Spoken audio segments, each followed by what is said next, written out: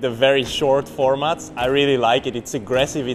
You don't have any time to rest. You can just keep pushing. There's not as much sitting in the wheels, not as much dead moments. So it really plays into my cards as an aggressive racer. So yeah, I'm very happy to put it all out there. You also have to race really with your mind, especially if you want to go like through and through to the next races.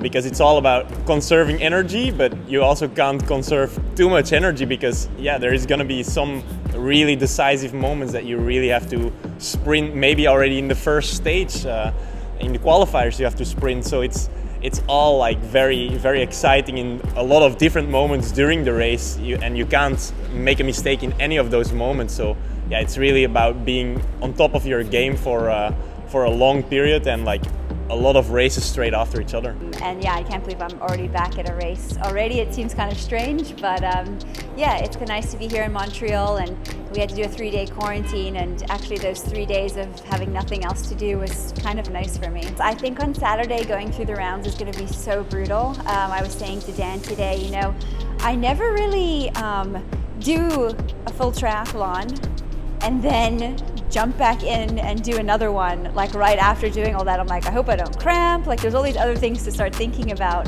and yeah, your arms are just going to fill with lactate, because that's one thing I know is that people might race strategic, but the swim will not be strategic. I think that's going to be full blast every single round, and that'll start to get like even more brutal as you go through the rounds on Saturday.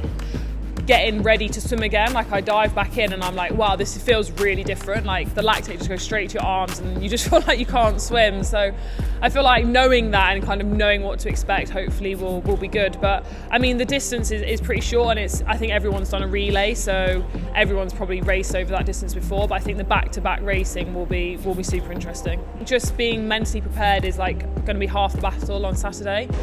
For sure it will hurt. It's way shorter than we are used to, but it hurts maybe even more.